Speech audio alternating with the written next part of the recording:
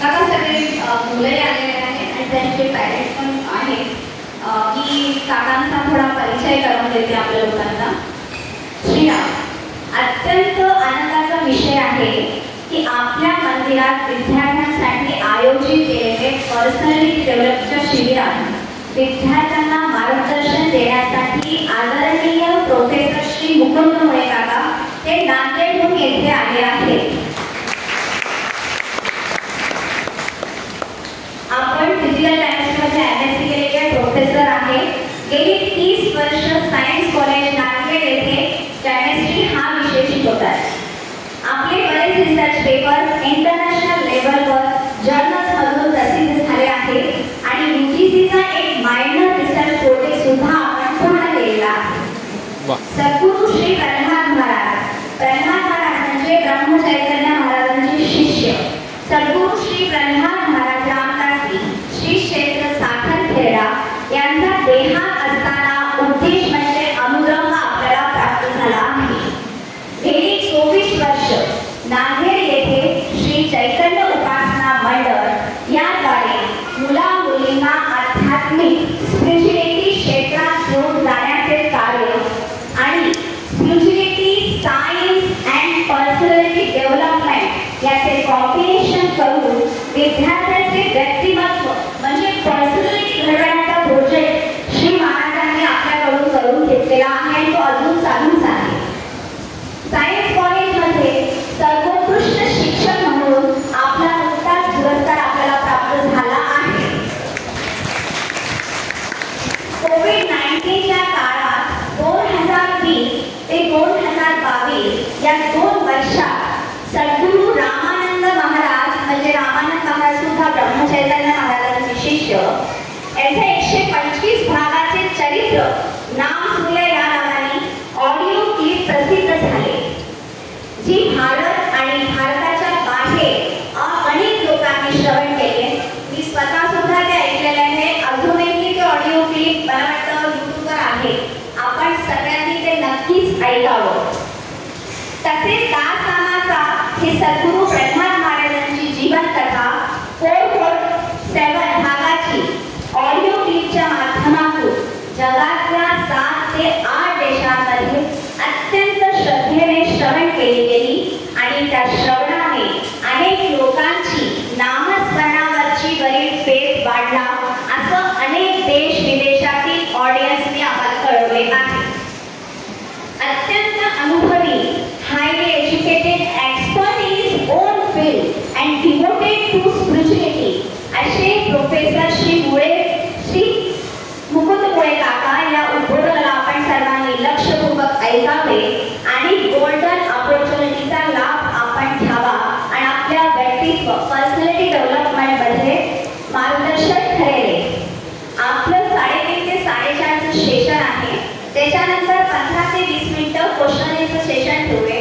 जर आपल्याला काकांना काही विचारायचं असेल तर आपण विचारू शकता. आधी काकांचं उद्बोधन होईल, 4:30 नंतर प्रश्न. श्रीराम.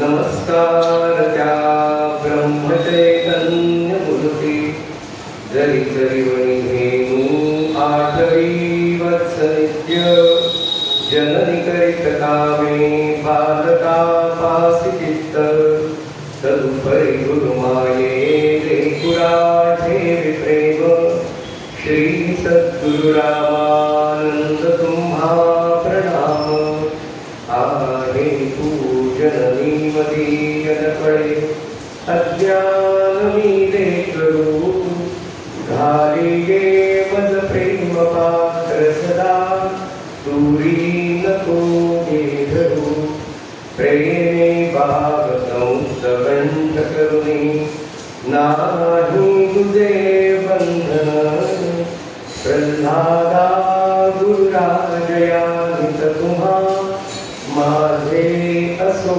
बंधन जानकी जीवन स्मरण जय जय राम महारुद्र हनुमान की जय अनंत कोटि ब्रह्मांड नायक राजाधिराज सच्चिदानंद सद्गुरु श्री ब्रह्म चैतन्य रामानंद प्रहलाद महाराज की जय परम पूज्य आनंद सागर महाराज की जय परम पूज्य ब्रह्मानंद महाराज की जय जय जय रघुवीर समर्थ श्री राम समर्थ श्रोता वक्ता श्री राम समर्थ।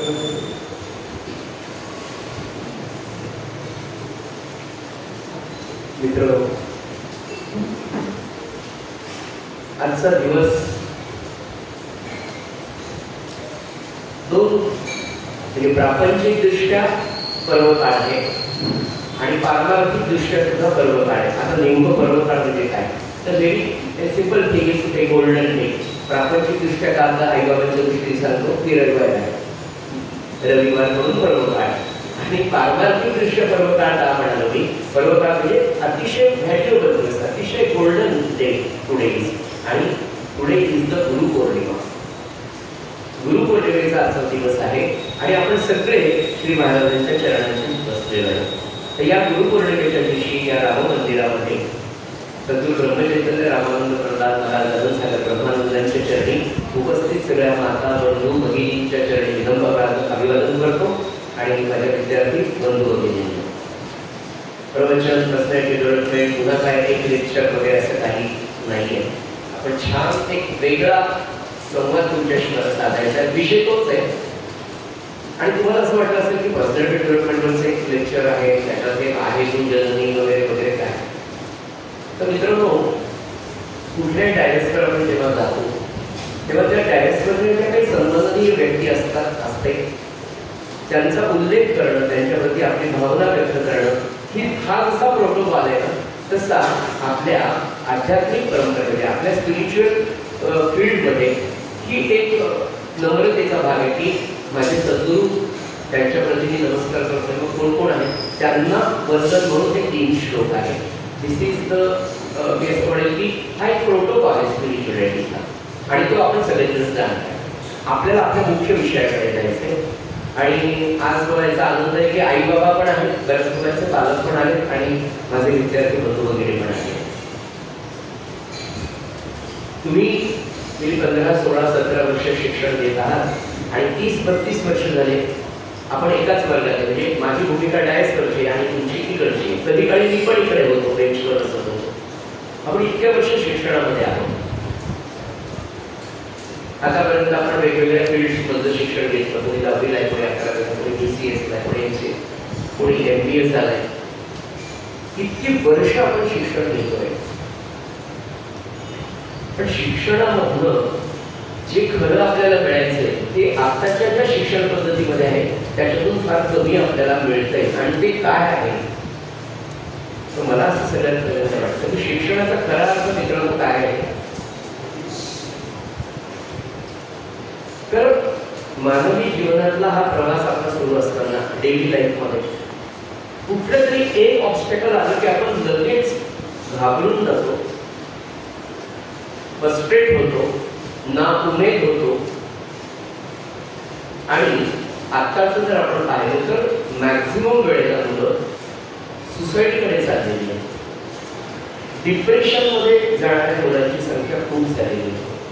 मी आत्ता सांगतो की या 30-32 वर्षांमध्ये आता गेल्या 5-6 वर्षांमध्ये IT च्या क्षेत्रात काम करणारे विद्यार्थी जेव्हा कॉलेजमध्ये येऊन पुन्हा भेटतात, तो वय वर्ष 29 आहे, वय वर्ष 30 आहे, 32 आहे, ज्या मुलांना भीती झालेला आहे, वयाच्या 30व्या वर्षी भीती होणं हे शारीरिकदृष्ट्या किती घातक आहे। दुसरं, फ्रस्ट्रेशनचं प्रमाण आईबाबांपासून आहे।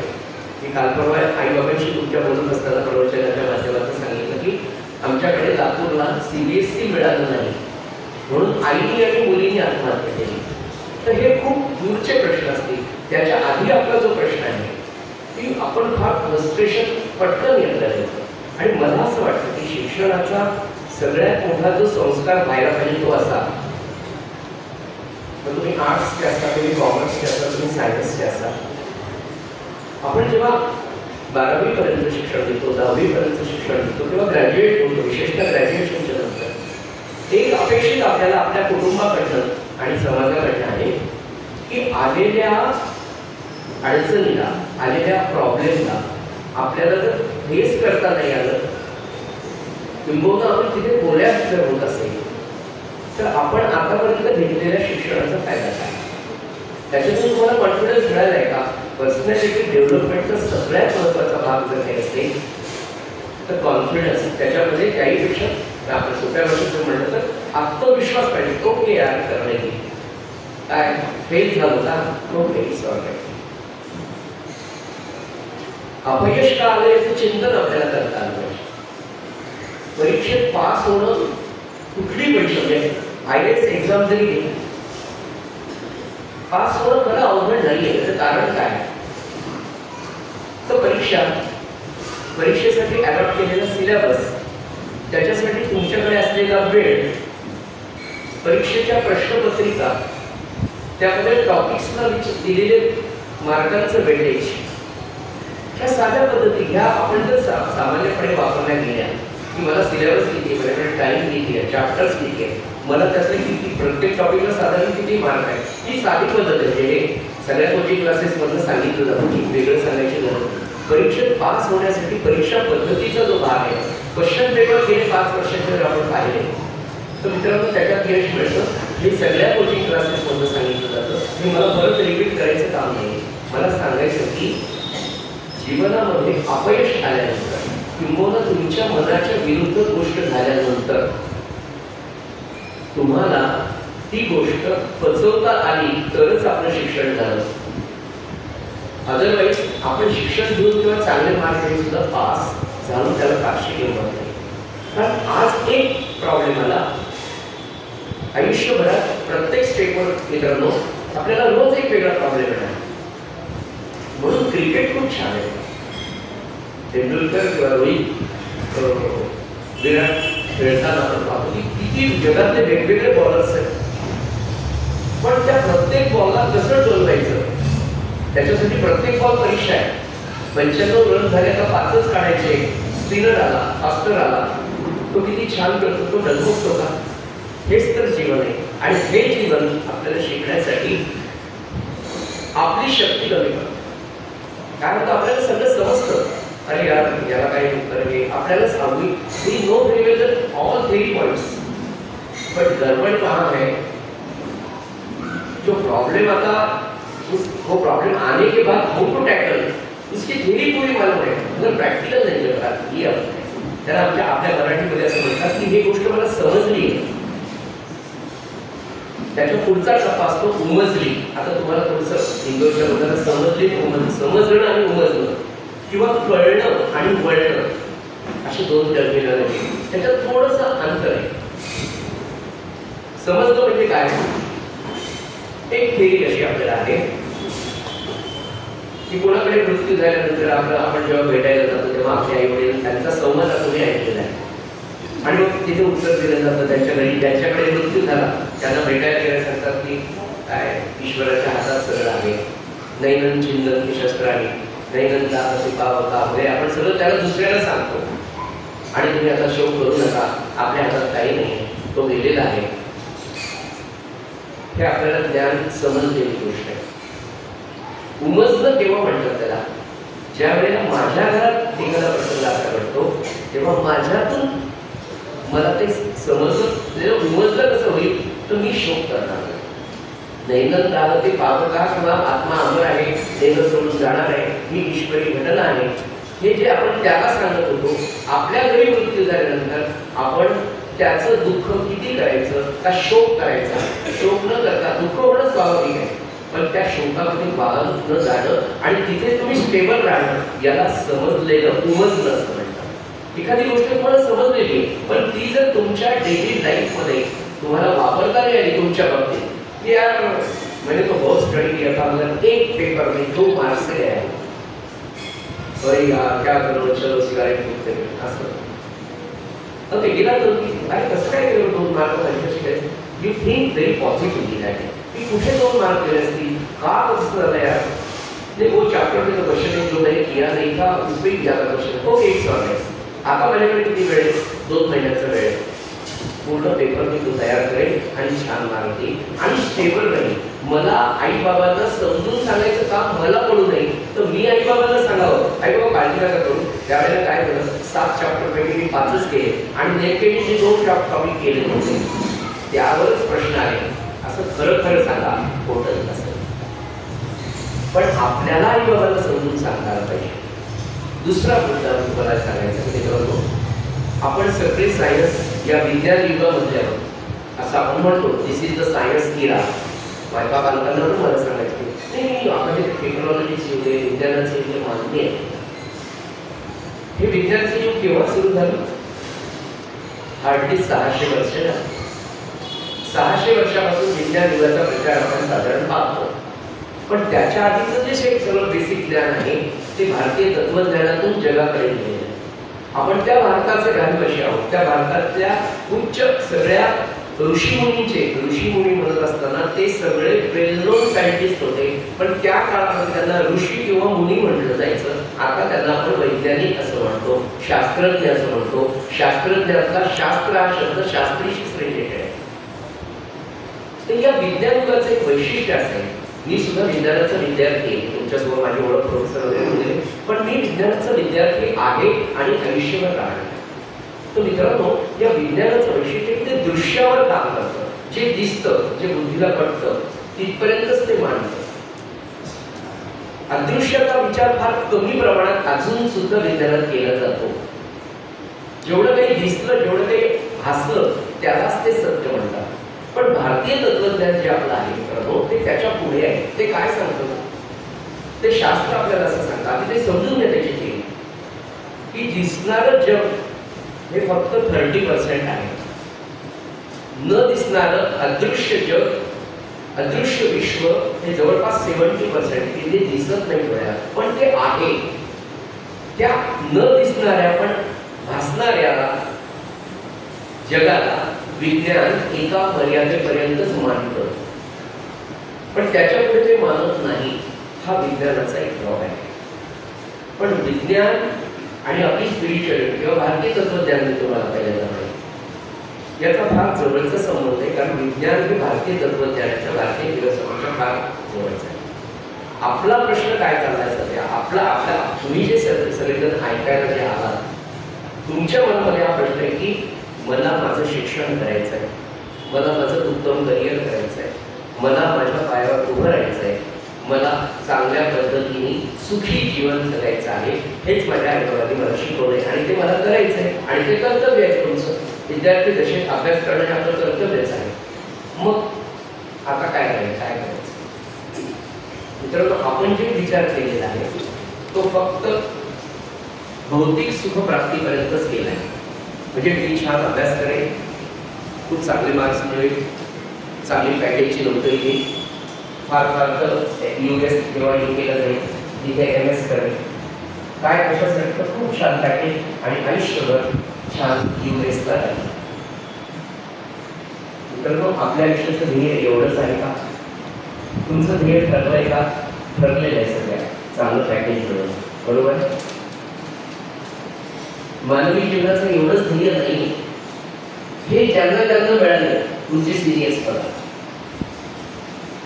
जे आता आपल्या इथे राहतात they are satisfied they are happy भौतिक सुखाची खूप रेंज आहे पण they are happy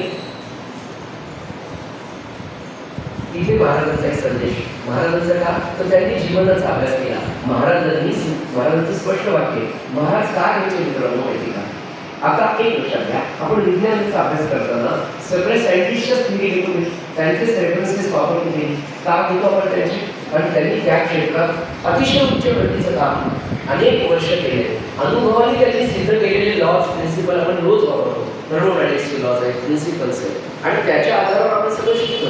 आपण त्यांचं ऐकलं का तर त्यांनी त्याचा शोध लावलेला आहे.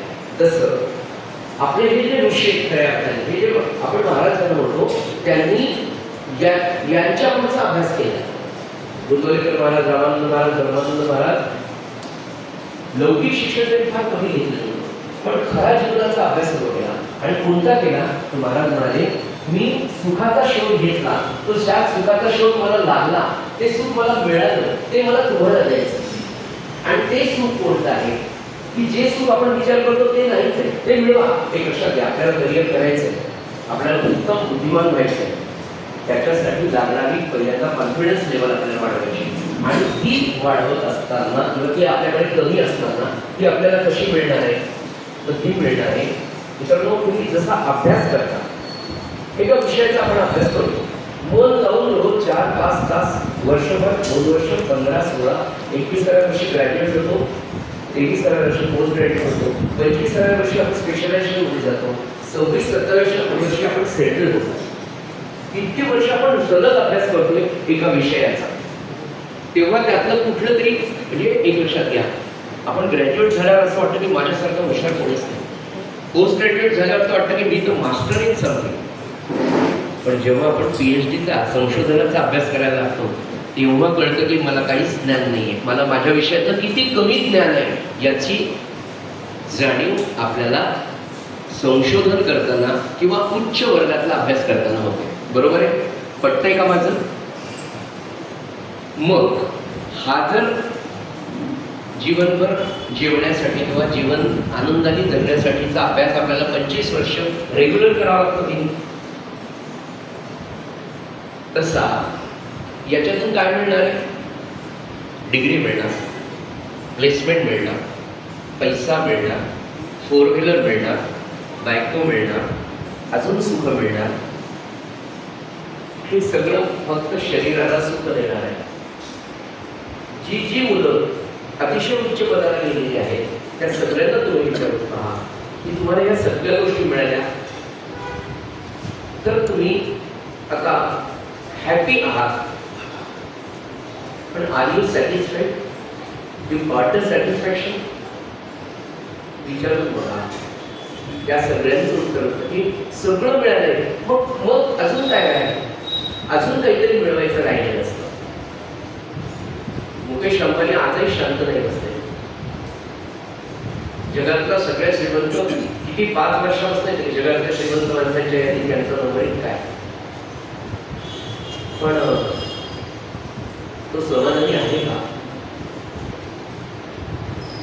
कारण समाधान आणि सुख आपला देह दोन, एक देह आहे आणि त्याच्यामध्ये एक मन आहे.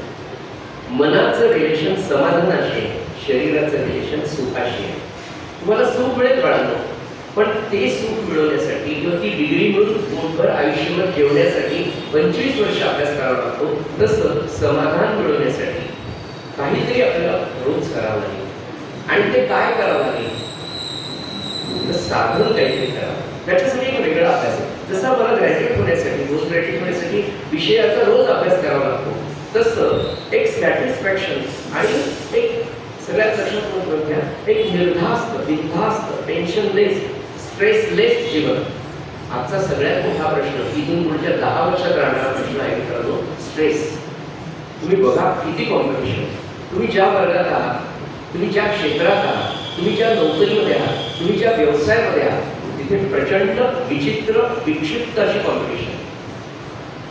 तुम्ही त्या मार्गाला जाऊ इच्छित नाही आणि तुम्हाला यश मिळवायचं आहे आणि स्ट्रेस खूप आहे. मग हा स्ट्रेस कमी करण्यासाठी तुमच्याकडे काय साधन?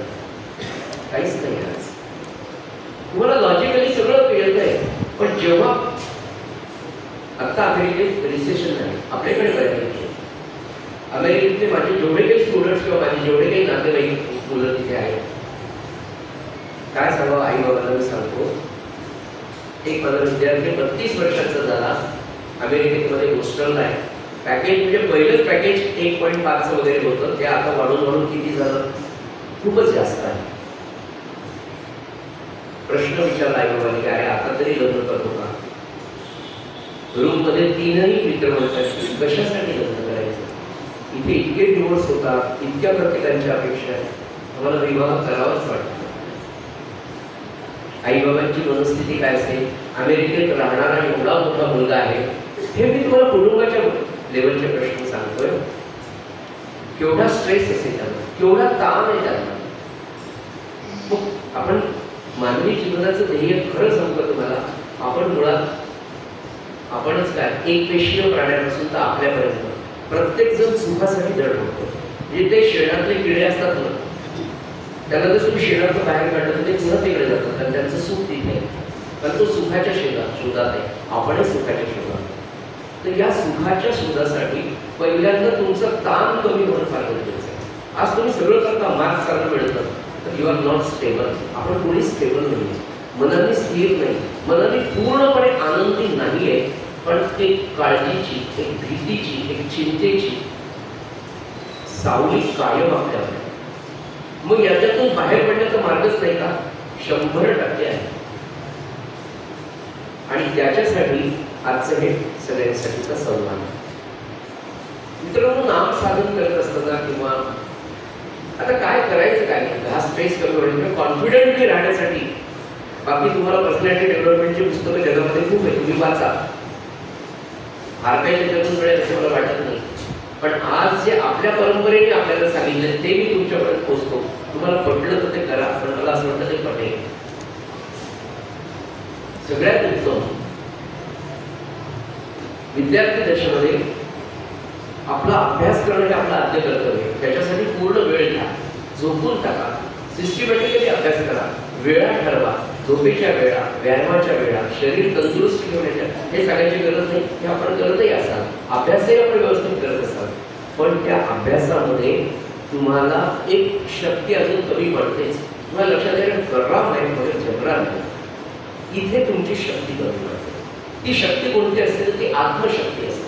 आणि ही आत्मशक्ती म्हणजे आतून एक व्हॉइस येत असतो. आणि आपल्याला आपण नाराज झालो ना, ते आपलं आपल्यालाच कळतं. आपण बोर झालो, आपलं आपल्यालाच कळतं. आपल्याला आनंद झाला, तो आपल्यालाच माहिती असतो. आणि तो असा आतून येत असतो. हे तर एक दिसतं का? दिसत नाही. पण एखादी छान गर्लफ्रेंड भेटली आहे, तिने तुम्हाला एक गुलाबाचं फुल दिली, सांगावं वाटत नाही, पण त्या दिवशी चेहरा वेगळा तुमचा बर्थडे आणि तुमची प्रिय व्यक्ती तुम्हाला छान मोठी आवडती गिफ्ट दिली, सांगावं लागत, तो आनंद आतून येतो आणि तो चेहऱ्यावर दिसायला लागतो. म्हणजे बाह्य देह एक वेगळा आहे आणि अंतरंगामध्ये एक वेगळं आहे. आणि त्या अंतरंगाला घट्ट करण्याचं काम नामसाधना करते. नामसाधनाच का करायची?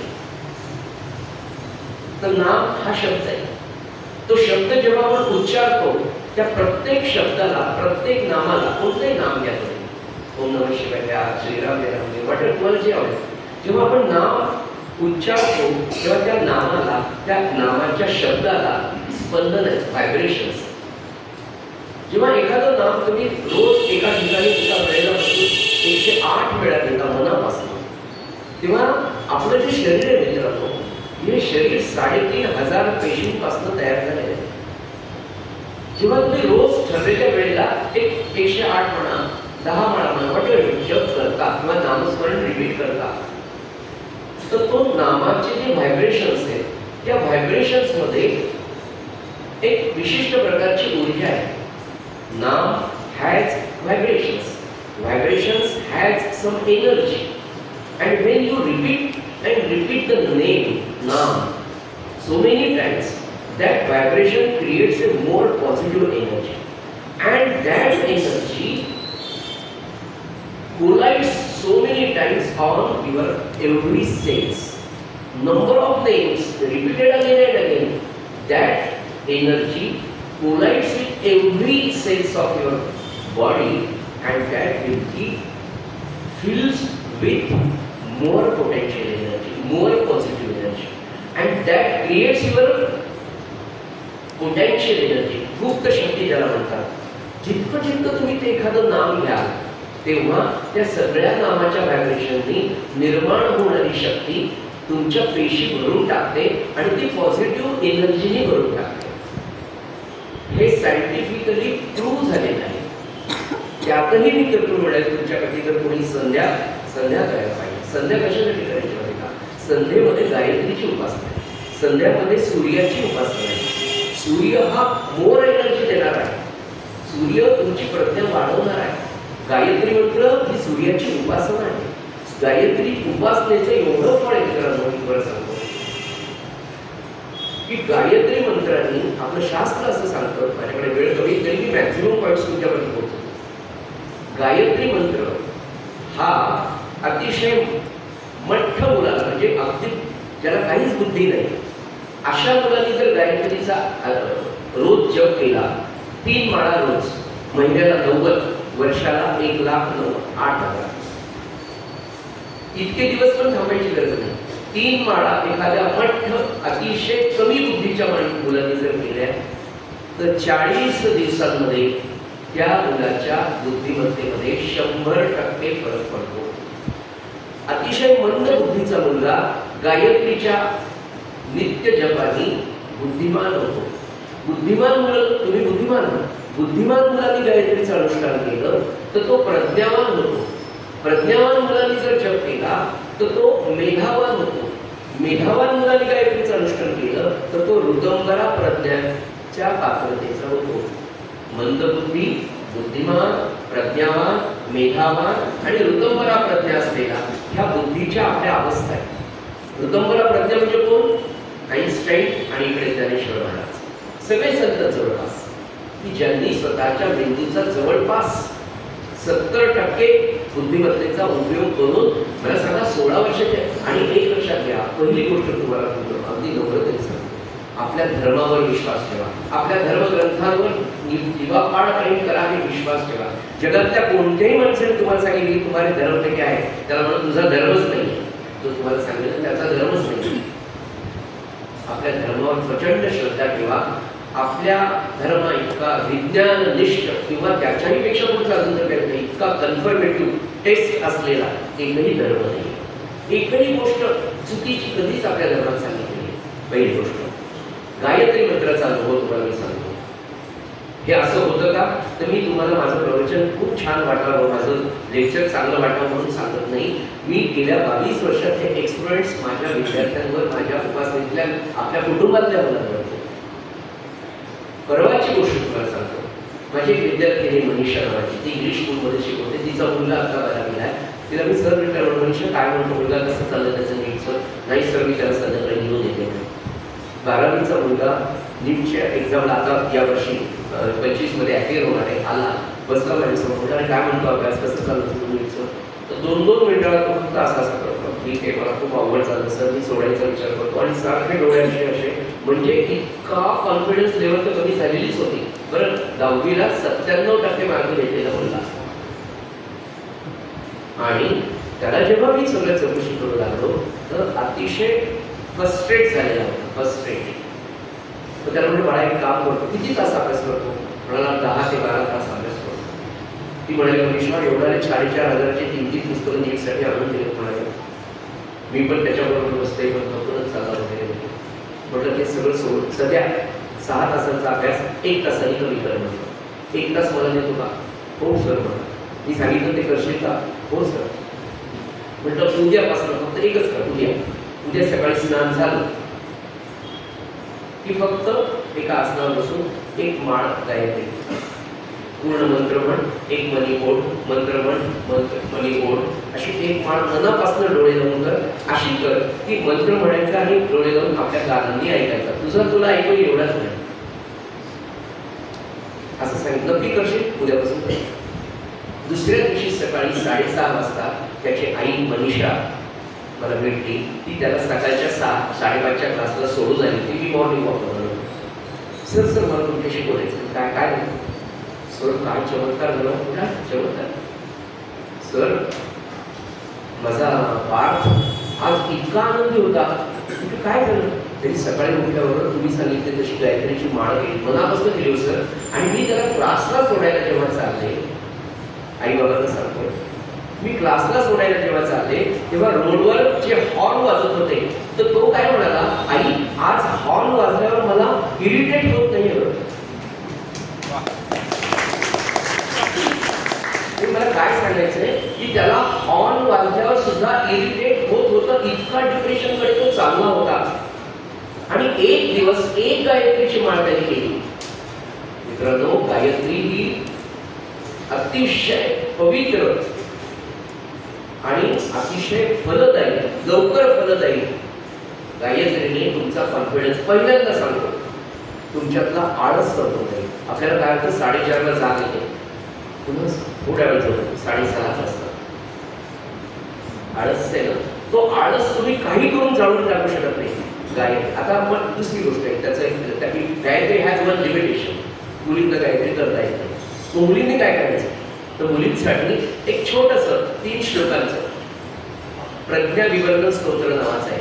मी अविनाश दादा सर्वटेंकडे परवाच्या दिवशी मुलींसाठी प्रज्ञा विवर्धनचे सॉफ्ट कॉपी आणि ऑडिओ अविनाश दादांकडे मंगळवारी पाठवतो. आणि मुलांसाठी संध्या कशी करायची त्याची एक कॉपी दादांकडे पाठवतो. दादा तुम्हाला, अविनाश दादा सर्वटे तुम्हाला सगळ्या मुलांना पोहोचवतो. जितकं महात्म्य मुलींनो मी गायत्रीचं सांगतोय ना, अगदी तेवढंच महात्म्य स्त्रियांसाठी, मुलींसाठी प्रज्ञा विवर्धन आहे.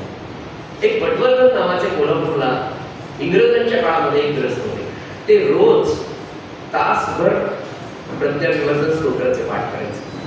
त्या काळी ते ICS ची परीक्षा पास झाली. त्या काळी ICS म्हणजे आता IAS, तर तेव्हा रिटन एक्झाम फार मोठी असायची आणि त्यांना सगळ्या पेपर्स मध्ये पैकीच्या पैकी मार्क मिळाले. पैकीच्या पैकी मार्क मिळाल्यावर त्यांना त्या कमिटीने बोलवलं इंग्रजांच्या काळात की तुम्हाला प्रत्येक पेपरमध्ये आणि लिखित पेपर आणि सगळे निबंध वजा उत्तर आहे, तर तुम्ही कॉपी केलेली दिसते म्हणा, तर तुम्हाला प्रत्येक विषयात प्रत्येक पेपरमध्ये आउट ऑफ मार्क आहे. ते म्हणाले मी कॉपी नाही केली. ते म्हणाले बघा पुस्तक काढलं तर पुस्तकात शब्द तुम्ही उत्तरामध्ये लिहिलेलं आहे म्हणाले. ते म्हणाले हे बरोबर आहे, पण मी पाहून लिहिलेलं नाही. तर तुम्ही कसं काय म्हणता, तुम्ही मला दुसरा पेपर द्या म्हणाले. तुमच्या समोर मी सोडून जातो. पुन्हा वेगळी प्रश्नपत्रिका काढली, पुन्हा दुसरा पेपर दिला. त्यांनी त्यांच्या समोर बसून त्याची उत्तरं दिली. ती सगळी उत्तरं ग्रंथाच्या पुस्तकामध्ये जी काही त्या प्रश्नांची उत्तरं होती तशीच होती. ते म्हणजे हे कसं काय शक्य आहे. तर ते म्हणाले मी एका स्तोत्राचं पठण करतो. त्या स्तोत्राच्या पठणाने माझी स्मरणशक्ती इतकी आहे की तुम्ही पुस्तक वाचत असताना एक एक शब्द वाचत, वाक्य वाचत जाता. मी एकदा पाहिलं तर पान वाचून गेलो. विवेकानंदांची प्रज्ञा अशी होती. 1898-99 साली विवेकानंद जर्मनीला गेले होते. लक्षात ठेवा वय साल 1898-99 विवेकानंद जर्मनीला गेले होते. मित्रांनो, त्यावेळेला जर्मनीमध्ये युनिव्हर्सिटीमध्ये डिपार्टमेंट ऑफ वेदांत होतं. जर्मनीमध्ये 1898ला तिथल्या युनिव्हर्सिटीमध्ये department of chemistry, department of mathematics, department of philosophy, तसं डिपार्टमेंट ऑफ वेदांत शिकवण्यात जाण्याचं डिपार्टमेंट होतं. आणि तिथल्या एका प्रोफेसरला भेटायला विवेकानंदांना बोलवलं होतं. विवेकानंद त्यांच्या घरी गेले. त्या प्रोफेसरने त्यांचं स्वागत केलं. त्याला म्हणाले तुम्ही बसा. आणि तो professor head of the department वेदांताचा आतमध्ये विवेकानंदांसाठी चहा करायला गेला. आणि चहा करायला जाताना त्या प्रोफेसरला असं वाटलं की विवेकानंद मी चहा करून आणेपर्यंत काय करतील, म्हणून तिथे त्यांनी एन्सायक्लोपीडिया त्याच्याकडे होता, तो त्यांनी विवेकानंदांना दिला. विवेकानंदांना दिल्यानंतर एक 5 मिनिटात त्यांनी चहा तयार करून आणून चहा विवेकानंदांच्या हातात दिला. आणि चहा देता देता तोपर्यंत ते चहा देणारे विवेकानंदांनी तो एन्सायक्लोपीडिया सोडून घेऊन दिला. तो प्रोफेसर विवेकानंदांना म्हणाला झालं ना तुमचं पुस्तक चालून झालं का म्हणजे जसं तुम्ही पाहिलं का इंग्रजी मीडियमकडून ओव्हरलूक. तर ओव्हरलूक शब्दाचा अर्थ दुर्लक्ष करणे बरं का. पण ते म्हणजे झालं तुमचं चालून. बुद्धिमान होते ते म्हणाले चालून नाही, माझं वाचून नाही. ते म्हणाले पूर्ण एन्सायक्लोपीडिया वाचला, चहा करून येईल बरं. विवेकानंद म्हणाले हो ही गोष्ट सत्य आहे बरं, तुम्हाला पटावी म्हणून सांगत नाही, सत्य घडलेली घटना आहे. हो आहे. तो जर्मनीचा प्रोफेसर होता. त्यांनी तो इन्सायक्लोपीडिया हातात घेतला आणि विचारलं, पेज नंबर 501, विवेकानंदांनी 501 नंबरवरच्या पहिल्या वर्ड्स पासून, पहिल्या सेंटेन्स पासून 501 वर्ड त्याच्या शेवटच्या अक्षरापर्यंत जसंच्या तसं म्हणून दाखवलं. दुसरं पेज काढलं, तिसरं पेज काढलं, 201 काढलं, 701 काढलं, प्रत्येक पेज. ते म्हणाले हे कसं? ते म्हणाले तुम्ही शब्द वाक्य वाचता, मी एका वेळेला नजर टाकली, पूर्ण पान एका क्षणात वाचून घेतो, एवढी प्रतिशक्ती तुमच्याकडे कुठून आली? ते म्हणाले भारतीय तत्वज्ञानामध्ये काही मंत्र असे आहेत की जे स्मरणशक्ती मरेपर्यंत अत्यंत अस्खलित किंवा दिव्य तेजाची ठेवतात. ही स्मरणशक्ती सज्जनो गायत्री मंत्राने आणि मुलींनो प्रज्ञा विवर्धनी येते 100%. त्यांनी तुमचा कॉन्फिडन्स वाढतो. पहिली गोष्ट तुमचा आळस संपून जातो गायत्री. नंबर 2 तुमचा कॉन्फिडन्स वाढतो. नंबर 3 जी गोष्ट समजून घेण्याकरता तुम्हाला तासन तास लागतात, म्हणजे तुम्ही जर 6 तास अभ्यास करत असाल, मी रेकॉर्डेड सांगतो, तुम्ही 6 तास एखाद्या गोष्टीचा अभ्यास करत असाल तर तो अभ्यास गायत्रीच्या विशिष्ट प्रकारचा अनुष्ठान याचा अर्थ रोज तुम्ही ठरवून घ्या की आपल्याला 3 माळा करायच्या, 5 माळा करायच्या. खरं तर रोज 1200 गायत्री म्हणजे 12 माळा, 100 108 शक्ती गायत्रीची माळ असते, तशा 12 माळा. मग सकाळी 6 करा, संध्याकाळी 6. पहिल्यांदा 1 माळेपासून सुरुवात करा. त्या गायत्री मंत्राने तुम्हाला केवळ तुम्हाला ग्रास्पिंग पॉवर वाढणार नाही. ग्रास्पिंग पॉवर वाढवण्याची अलीकडची गोष्ट आहे, पण एखादा मॅथमॅटिकल प्रॉब्लेम आहे, एखादा न्यूमेरिकल प्रॉब्लेम आहे, तर तो वेगवेगळ्या अँगल्सनी कसा सोडवायचा हे तुम्हाला आतून कळायला लागेल. आता हे आतून कसं कळतं याचा अनुभव तुम्हाला यावा. इनोव्हेटिव्ह आयडिया तुमच्याकडे येतील गायत्री मंत्राने, तुम्हाला प्रज्ञा मिळेल 100% येते. मित्रांनो, साधनेवर विश्वास ठेवा. याचं एक अजून उत्तम उदाहरण सांगतो. 6 वर्षापूर्वी वेलस नावाचा एक विद्यार्थी आमच्या गुरुबंधूपैकीच होता. त्याची आई माझ्या विशेष शाळेत 9वीला मुलगा आला. फिजिकल चेंजेस त्या वयात होतात. 9वीपर्यंत एकदम सॉफ्टली आई बाबांचा ऐकणारा मुलगा 9वीला आला. 10वीचे वॅकेशन सुरू झाले आणि ऐकाय नसतं. अर्धा तासही अभ्यास आला. ती म्हणाले अहो जाऊ, माझ्याकडे आई बाबा आले म्हणून सर काय करावं, कालपर्यंत मी तर चांगला बघायचा म्हणून, आता तो अभ्यासाला अर्धाही तास बसत नाही. 10वीचे वॅकेशन सुरू झाले, काय करावं म्हणून तुम्ही त्याला समजून सांगा. मी म्हटलं अहो तो तुमचा मुलगा तुमचं ऐकत नाही, तो माझं कसं ऐकेल, पण पाहू म्हटलं प्रयत्न करून त्याला बोलू. वेदच दुसऱ्या दिवशी आला. त्याला म्हटलं मला संध्या करतो का? काका मला येत नाही, मी शिकवू का? हो. मित्रांनो, संध्या करायला आपण स्नानाला जितका वेळ घालतो ना, स्नानाला जर 10 मिनिटं लागत असतील तुम्हाला तर 5 मिनिटामध्ये संध्या होते. तुम्हाला खूप गडबड शाळेत किंवा कॉलेजला जायचं आणि संध्या बरोबरच संध्या केल्याने एक वेगळ्या प्रकारचं एक अदृश्य वलय, एक संरक्षक कवच तुमच्या बाजूला तयार होतं. मुलींनी नामसाधनेने ते करायचं तुमच्या बाजूला सुद्धा ठेवलं. आणि आपण जेव्हा हे आपलं यज्ञोपवीत, हे आपलं संरक्षक कवचाचं एक बंधन आहे. आपलं जे जाणवं आहे ज्याला यज्ञोपवीत म्हणतो, ते हातात धरून खूप गडबड असेल तर 12 वेळा गायत्री म्हणा मंत्र, जास्त वेळ असेल 24 म्हणा. अगदी निवांत रविवारी 108 मण्यांची माळ करून संध्या करा. संध्या अवश्य करा. संध्या केल्याने तुम्हाला सांगतो त्याचं इतकं फळ आहे, इतके पॉझिटिव्ह तुम्हाला रिस्पॉन्सेस भावी काळात मिळतील. म्हणजे तुम्ही once you go to the नामसाधना, संध्या, किंवा तुम्हाला गायत्री जमत नाही, तुम्हाला येत नाही, तुम्हाला करायची नाही, पण श्रीराम जयराम जप हा सुद्धा गायत्री इतकाच पवित्र आहे, पण तो श्रद्धेने काय. वेदस्प्रणीची कथा मी तुम्हाला सांगत होतो, तर त्याला संध्या शिकवली. म्हटलं मला उद्यापासून तुला एक प्रोजेक्ट, तुला मी संध्या शिकवली तर मला गुरुदक्षिणा दे. म्हणून देतो का? त्याला म्हटलं बाबा म्हणून 500 रुपये येते त्याला द्यायचे. मी म्हटलं मग ते नाही पाहिजे, तू रोज 1200 गायत्री करायच्या, 12 माळा करशील का?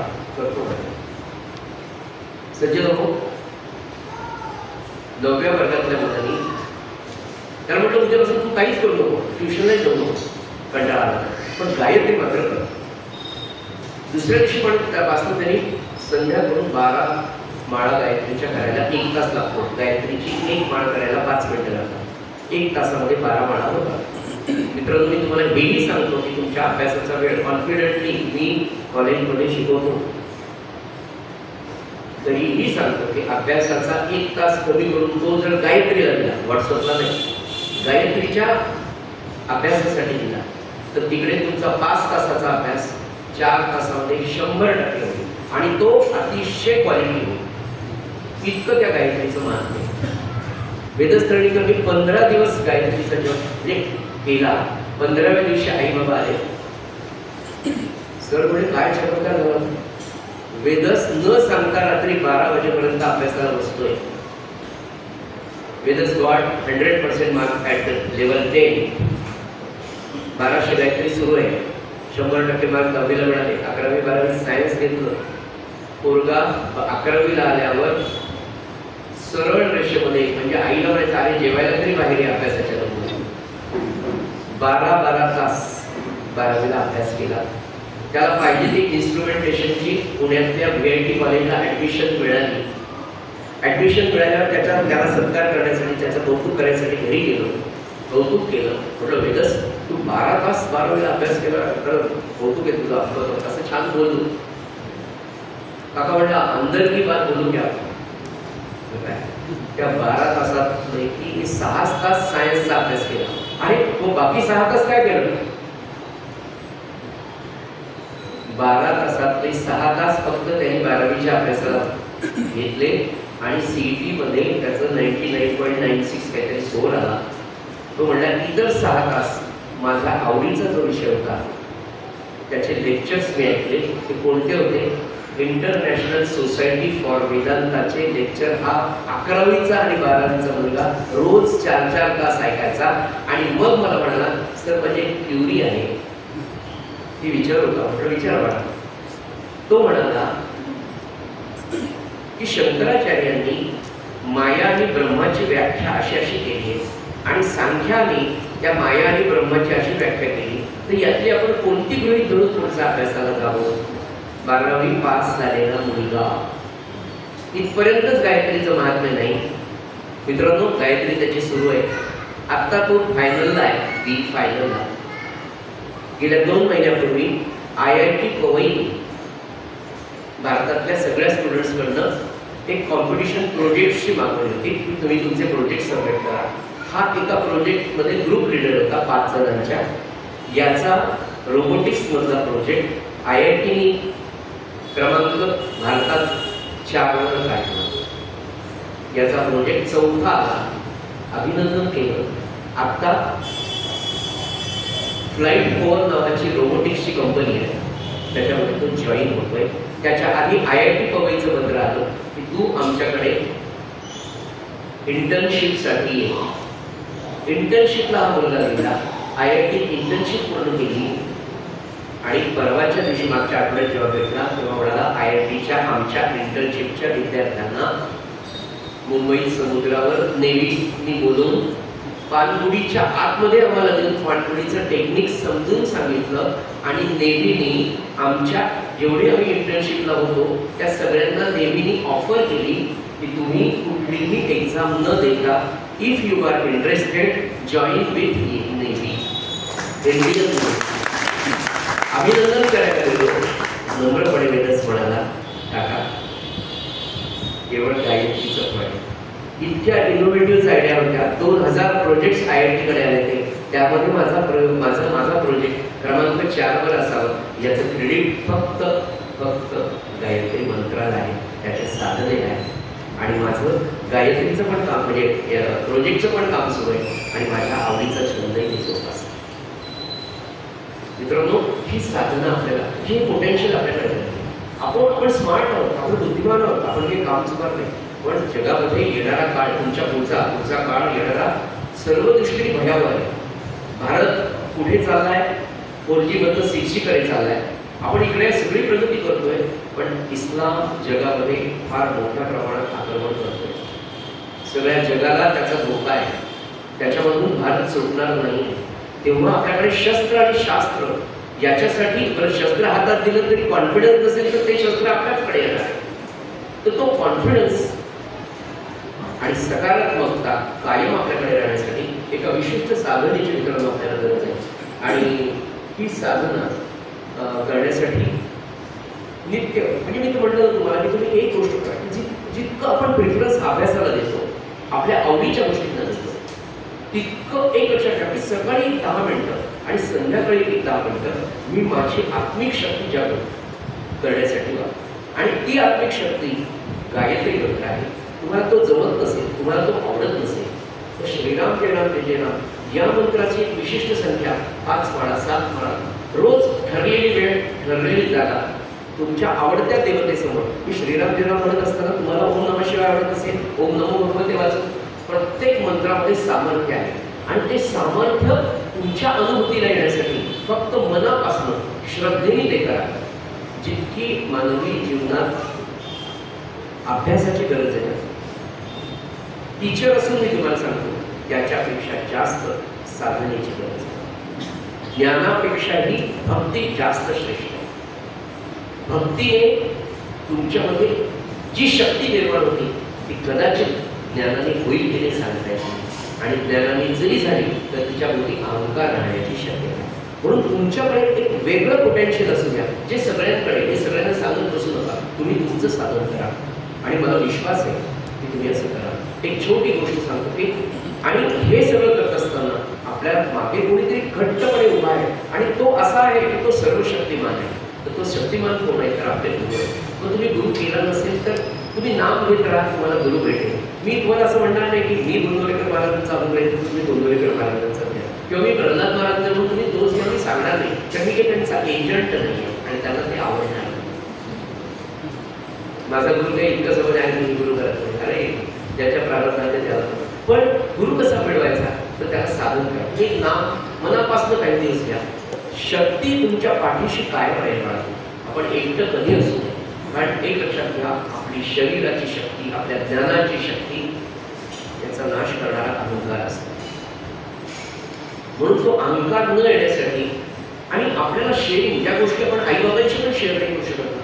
तुम्हाला सद्गुरू जर मिळाला तर रोज 5 मिनिटं आपल्या घरची जी आपल्या सद्गुरूंची म्हणा किंवा तुम्हाला आवडणाऱ्या देवतेची जी तसबीर आहे त्याला तसबीर समजू नका, तो प्रत्यक्ष आहे असं समजून रोज त्याच्याशी शेअर करा. या भगवंता मला गोपालकृष्ण तुम्हाला आवडतं, फ्रेंडली बोलत आहे. अरे भगवंता मला जमत नाही आहे काय, थोडं लक्ष द्या, मी साधन करतो. महाराज असतील त्यांना सांगा गोपळवा रीतवा मनामध्ये ठेवू नका. आणि अशा जवळ सांगा की जो तुम्हाला पॉझिटिव्हली सगळं तुमचं सकारात्मकता पाहणार असा एक सद्गुरू असू शकतो. किंवा तुम्हाला जो आवडणारा एखादा फिलॉसॉफर, फ्रेंड फिलॉसॉफर असेल की जो तुम्हाला कोणत्याही वेळेला सकारात्मकच सांगेल असा एक मित्र, असा कोणी, तो मित्र म्हणजे तुमची आत्या, मावशी, मामा, काका, तुमच्या परिवारातला कोणी असू शकेल. पण त्याचा बेस तयार पाहिजे तरच तो तुम्हाला सांगू शकेल. 1935 साली गोंदवलेकर महाराजांचे एक अनुग्रही होते. या सगळ्या सत्य घटना आहेत, यातून तुम्हाला घ्यायचं ते तुम्ही घ्या, भरभरून घ्या. 1935 साली अंकलीकर नावाचे ग्रस्त होते, MBBS झालेले आणि आपल्या गोंदवलेकर महाराजांचे म्हणजे वाडीरूप महाराजांचे शिष्य होते. ते MBBS झाले आणि गोंदवलेकर महाराजांचे असल्यामुळे रोज नामस्मरण ठरलेल्या माळा महाराजांनी त्याला सांगितलं की रोज एक समास दाखवण्याचा वाचा. गुरुवर संपूर्ण काय असतं माहिती का, कोणावर तरी आपला पूर्ण विश्वास पाहिजे आणि तो कोणावर ठेवावा सद्गुरूवर. पहिल्यांदा आई बाबांचा ऐकावं. कारण या जगामध्ये मित्रांनो महाराजांचं एक सुंदर गुणवचन आहे. महाराज म्हणाले 16 वर्षापासून 25 वर्षापर्यंत बुद्धीचा विकास होत असतो आणि हा विकास होत असताना आपल्याला कोणाचा ऐकावं वाटत नाही. त्यावेळेला बुद्धीचा विकास होत असताना आई वडील सांगतील त्याप्रमाणे वागावं. पुढे महाराज म्हणाले आई वडिलांच्या सांगण्याने चूक होणार नाही असं नाही, पण आई वडिलांची जरी चूक झाली तरी त्यांनी त्याच्यात तुमच्या आयुष्यात फार नुकसान होणार नाही. आणि दुसरं म्हणाले आई वडिलांनी केवळ तुमचं हित व्हावं असं जगामध्ये असणारी व्यक्ती नाही. मला असं वाटतं त्याच्यानंतर एक शिक्षक असतो की कोणीतरी आम्हाला इतके विद्यार्थी म्हणतात अरे तू इथे लागला असतास, काही अपेक्षा नसते. माझा विद्यार्थी खूप मोठ्या पोस्टवर गेला आणि त्याचं कायम चांगलं व्हावं आई वडिलांनंतर शिक्षकांनाच वाटत असतं. तुम्ही त्याला कधी भेटत नाही, त्यांना विचारत नाही तरी ते कधी राहत नाही. पण जेव्हा केव्हा भेटतो अरे तू इथेच का, अगं तू इथेच का, अरे वा इतकी मोठी झाली. ह्या वेल विषयच फक्त 3 आहे. म्हणून मातृदेवो भव, पितृदेवो भव, आचार्य देवो. अंकलीकरांना MBBS झाल्यावर पुढच्या शिक्षणासाठी त्यावेळेला अमेरिकेला जायचं. त्यांनी वाडीरूप महाराजांना सांगितलं, परीक्षा दिल्या, MBBSला सिलेक्ट आहे, MD साठी सिलेक्शन झालं. महाराज मी अमेरिकेला जातोय. जाऊ की नको. महाराज म्हणे उच्च शिक्षणाला अवश्य जावं. आपल्या महाराजांना सगळ्या प्रकारचं उच्च शिक्षण, उत्तम आयुष्य जगायला वाटतं. महाराज काय म्हणाले, खूप पैसा सन्मार्गाने कमवा, गाद्या गिरद्यांवर लोळा, पण त्या परमेश्वराला थँक्स म्हणायला विसरू नका. आणि त्याला सांगायला तू दिलंय, तुझ्यामुळे मी आनंद बघतो, त्याचं स्मरण त्या गाद्या गिरद्यांवर ठेवा. मित्रांनो, हे शिकायचं. आपल्याला पैसा नाही मिळायचा, आपल्याला आयुष्याचं ध्येय आपलं समाधान, आपल्याला समाधान मिळवायचं. आणि समाधान मिळवण्यासाठी आजपासून साधन करा. रोज वयाच्या 30व्या वर्षी आपला कमीत कमी 1 तास भगवंतासाठी पाहिजे आणि 24 तास आपल्या आयुष्यासाठी. एक लक्षात घ्या, आपण जिथे सर्व्हिस करतो तिथे किती तास काम करतो. आता तर पॅकेज असल्यामुळे काय वर्क फ्रॉम होम असल्यामुळे 24 तास लेकर बांधलेलेच. अन्न देतो उदरासी, जो आपल्याला अन्न देतो, शरीर विकणे लागे तयासी. कॉमा देऊन समर्थ रामदास स्वामी सांगतात, जेणे घातले जन्मासी त्यासी कैसे विसरा.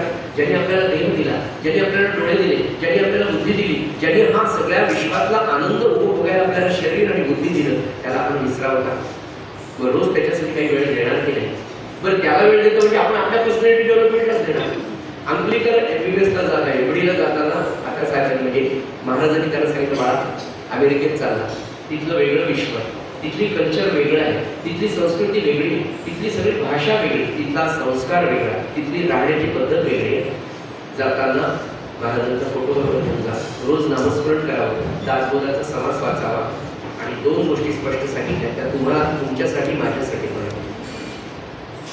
आपण नॉनव्हेज खायचं नाही, ड्रिंक्स करायचे नाही आणि स्त्रीच्या नादी लागायचं नाही, मुलींच्या नादी लागायचं नाही, मुलींनी मुलांच्या नादी लागायचं नाही. त्याच्यामध्ये आलेलंच आहे. ते अंकलीकरांना सांगितलं, तेच आपल्यासाठी इथे पण आहे. हो ना, अंकलीकर एवढीसाठी तिथे गेले, हॉस्टेलमध्ये राहून लागले. 2 फॉरेन मित्र फॉरेनचे त्यांच्याबरोबर तिथे होते. आता ते तिकडचे अमेरिकन होते, ते ड्रिंक्स घ्यायचे, नॉनव्हेज खायचे, त्यांच्या गर्लफ्रेंड्स होत्या, ते एकत्र यायचे वगैरे वगैरे. आता कोणचं सांगायची गरज नाही. आणि हा मात्र इतका सज्जनतेने राहतो हे त्याला पटायचं नाही. त्यांनी आणि त्यांच्या गर्लफ्रेंडने ठरवलं की याला पाठवायचं, म्हणजे याला एक ड्रिंक्स द्यायचे, याला नॉनव्हेज, ते जमलं नाही. मग ते म्हणाले असं करू की याला पोरीच्या लग्नामध्ये अडकवू. म्हणून त्या दोघांनी त्यांच्या गर्लफ्रेंडला पैसे वगैरे काय ते अरेंज करून सांगितलं की याला काही करून भ्रष्ट कर. ते 3 जण रूम आले, त्या मुली रूमवर आले, ते 2 मित्र त्या मुलीला घेऊन. आणि गप्पा करता करता ते 2 मित्र पटकन बाहेर गेले, बाहेरून दार लावून घेतलं आणि त्या मुलीला यांच्या रूममध्ये तसंच ठेवलं.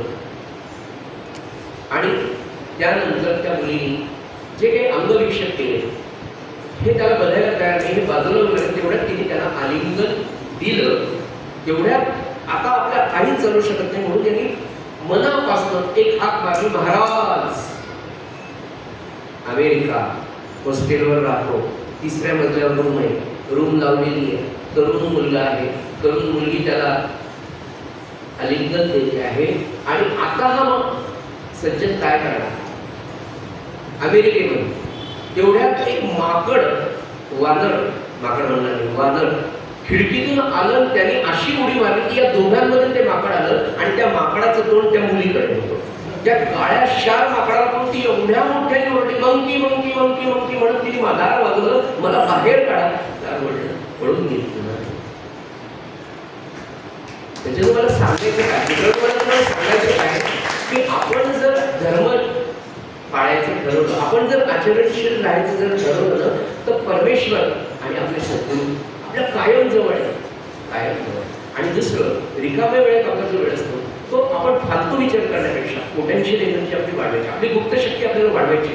रिकामा वेळ फालतू 13 प्यारच्या गप्पा काय लावायच्या? लग्न होणार नाही का?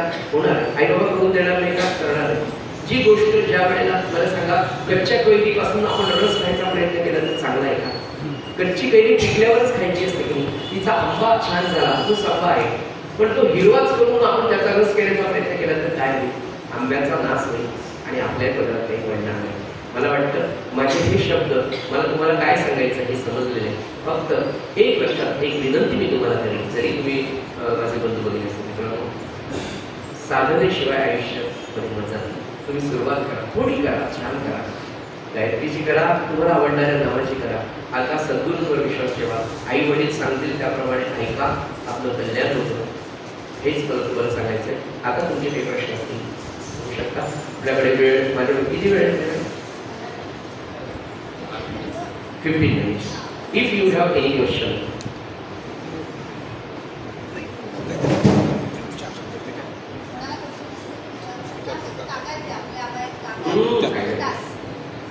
बरं, जे नातं माझ्याशी लावा वाटतं ते लावा.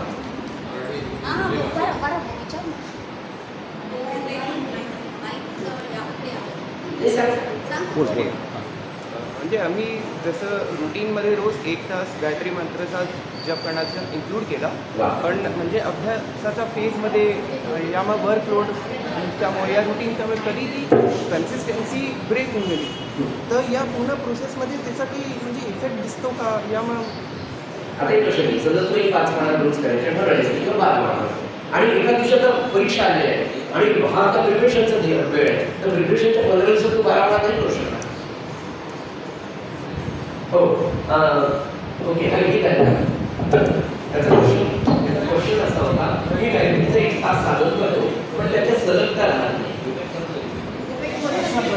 Repeat the question. आम्ही तर रोज आपल्या रुटीनमध्ये एक गायत्री मंत्राचा जप करण्याचा इन्क्लूड केला, पण लेटेस्ट स्टेजेसमध्ये वर्कलोडच्यामुळे या हॅक्टिकनेसमुळे ही कन्सिस्टन्सी ब्रेक होऊन गेली पुढे जाऊन लेटेस्ट स्टेजमध्ये. तर ह्याचा जे आपण अजून प्रोसेस फॉलो करणार आहे त्याच्यामध्ये काही इफेक्ट दिसेल का, ज्या म्हणजे नेगेटिव्ह हे आपण कन्सिस्टन्सी कशी मेंटेन ठेवू शकतो? येस येस, खूप छान. कन्सिस्टन्सी मेंटेन ठेवण्यासाठी एक छोटी गोष्ट आहे, संकल्प छोटा करायचा. म्हणजे कितीही काम असेल तर ते आपल्याला चुकणार नाही. मग याच्यासाठी काय करायचं, त्याचा पिरियड कमी करायचा की रोज 10च मिनिटं. म्हणजे सकाळी आपण स्नानाला गेलो, पहिला 10 मिनिट डोक्यावर घेतला, तेव्हापासून आपलं सगळं आटवेपर्यंत 10 मिनिटाचा वेळ तसा आपल्याकडे रिकाम असतो. तेव्हा मुखाने आपण काहीच करत नसतो, तेवढ्यात ते साधन बसून टाकायचं. दुसरं एक महत्त्वाचं सांगतो की विद्यार्थी दशेमध्ये तुम्ही 2-2, 4-4 तास साधन करावं असं अपेक्षित नाहीच. विद्यार्थी दशेमध्ये रोजचं एक छोटंसं सकाळी 10 मिनिटं, संध्याकाळी 10 मिनिटं आपण काढू शकतो. तेवढंच असावं. सगळा फोकस आपल्या कर्तव्यावर, आणि कर्तव्य म्हणजे छान सिस्टमॅटिक नियोजनबद्ध अभ्यास, त्याच्यावर कॉन्सन्ट्रेट करायचा. आणि तो अभ्यास करत असताना चारित्र्याचा सोपा अर्थ, सदाचरण, चांगलं वागणं. चांगलं वागण्याचं पुन्हा काय अर्थ की जी गोष्ट केल्यानंतर आपल्याला दुःख होत नाही, असमाधान होत नाही, ती गोष्ट करणं. बाकी ब्रह्मचर्य पालन आधी आपल्या सगळं माहिती आहे की एका विशिष्ट वयात आपली लग्न होणार आहे, लग्नानंतर करायची विधी लग्नानंतरच करूया. श्रेया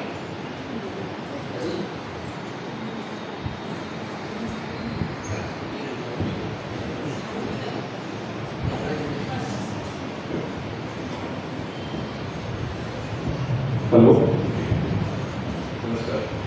माझा एक थोडा साधा प्रश्न.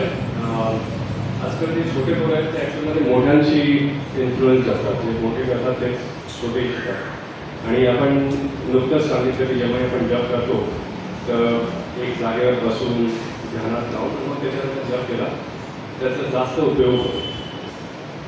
आजकाल काहीमध्ये टी व्ही पाहता पाहता एक छोटीशी मशीन घेतली, या इव्हन बोलता बोलता लोक जप करतात आणि छोटा ते शिकतात. म्हणजे त्यांना हे सांगितलं की देवाच्या समोर बसून आणि करायचं, तर त्याच्या जागे मुलं लगेच विचारतात की ते पण तसंच करत होते.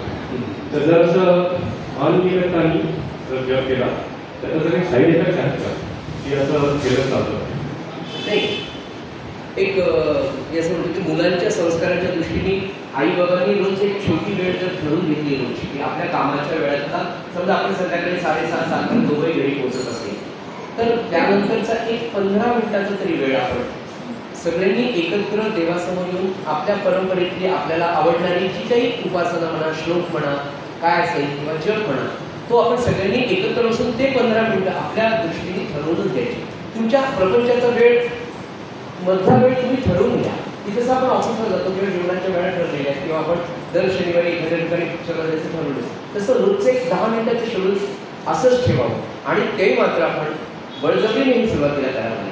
पण वन्स एकदा सवय झाली न झाला तर इतकं छान होतं की ती वेळ आपली चुकत नाही. आणि ती थोडा वेळाची ठेवायची, 15 किंवा 20 मिनिटं. म्हणजे काय होतं, किती रुटीन लाईफमध्ये काही काही कामं असतील 30-20 मिनिटाची उपासना किंवा आपण चुकवत नाही. ती करावी आणि ती केल्यानंतर मग मुलं बरोबर त्या वेळेला बसतात. नंबर 2चा प्रश्न की टीव्ही पाहताना किंवा इतर कामं करताना काउंटरवर जप करणं किंवा जपवर माळ घेऊन जप करणं हे चांगलं आहे की नाही. पहिल्यांदा मी म्हणेन की ते चांगलंच आहे. याचं कारण काय म्हणतं, तुम्ही टीव्ही पाहत असताना जप करता माळ न घेता किंवा काउंटर न घेता तुम्ही जेव्हा टीव्ही पाहता मॅच पाहता तर 100% लक्ष तुमचं त्या मॅचकडे आहे. पण काउंटरवर जप करत असाल तर मला असं वाटतं कमीत कमी 90% टीव्हीत असेल आणि 10% तरी तुमचं जगामध्ये लक्ष असतं. त्याच्यामुळे तो वेळ वाया जात नाही. दुसरी महत्त्वाची गोष्ट की महाराजांनी इतकं छान सांगितलं, अरे बाबा काही करा कसंही करा पण नाम घ्या. त्याचं कारण असं आहे की तुम्हाला असं वाटतं का की तुम्ही जप करता आणि नंबर 2 तुम्ही जप इकडे ते मॅच पाहताय अरे महाराज पण हे श्रीराम जयराम चालूच आहे ना. तर त्याचं कुठेतरी सूक्ष्म आत आहे नाभीजवळ त्याचं कनेक्शन आहे म्हणून ते मुखात नाही. आणि पुन्हा महाराज सांगितलं तुमच्या मुखात नाम येतं याचा अर्थ भगवंताची त्यांच्यावर कृपा आहे आणि तोच ते घेऊन येतो. म्हणजे ते सुरूच आहे विनाकारण येत नाही. आणि पटकन जर तुम्हाला विचारलं तुम्ही कोणत्या रामाचं नाव घेता तर तुम्ही म्हणा राष्ट्रपती रामाचं घेणार, तुमच्या घरच्या गड्याच्या रामाचं नाव पण नाही. याचं तर स्मरण आपल्याला असतं तेव्हा जग वाया जात नाही. लोक काही बोलल्या महाराज म्हणजे कोणाच्याही नामाच्या विरुद्ध कोणी काही सांगितलं ऐकू नका, नाम घेत राहा. हेच नाम एक दिवस तुमचा टीव्ही बंद करायला लावणार आहे. हे सुरू आहे. आधी टीव्हीचं इन्फेक्शन आहे नामाचं एक वेगळं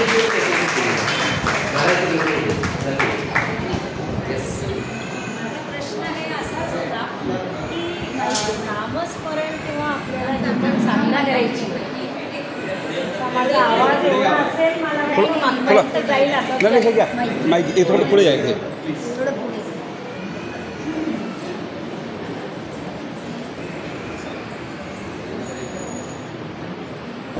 हॅलो, माझा प्रश्न या संदर्भातच होता की साधना करायची किंवा ते नामस्मरण करायचं जे करायचं ते देवासमोर बसूनच करायचं का, किंवा जो दुसऱ्या प्रश्नाचा तुम्ही उत्तर दिला की बरेचदा असं होतं बायकांचं आता लहान पोरांचं तर त्यांनी सुरू केलं की आंघोळ झाल्यानंतर आपण कपडे वाळत टाकत असताना किंवा असं आपण जे पण आपल्याला म्हणायचे ते आपण म्हणत आहोत. तर हे कसं आहे, हे बरोबर आहे का? किंवा बऱ्याच वेळा आता बायका नोकरी पण करतात तर गाडी चालवताना म्हणजे मी तर करते गाडी चालवताना सुद्धा आपण जे आपल्याला म्हणायचं राहिलं ते आपण म्हणत राहतो. तर ते बरोबर आहे का आणि म्हणजे त्याचा किती पॉझिटिव्ह इफेक्ट असेल? मुकुंदमुळे काय सांगतात याच्यापेक्षा महाराजांनी काय सांगितले सांगतात. कारण मला खरं सांगतो मला महाराजांशिवाय काही येत नाही. मी प्रोफेसर आहे, आमच्यासारखं माझ्या विषयात माझं काम आहे.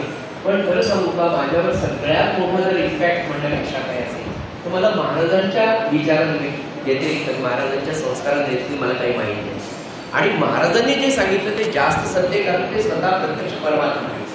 महाराज काय म्हणाले की तुम्हाला तुमच्या आयुष्याचं ध्येय असं ठेवा की अखंड तुम्हाला त्यांची आठवण आणि नामाची आठवण ठेवायची.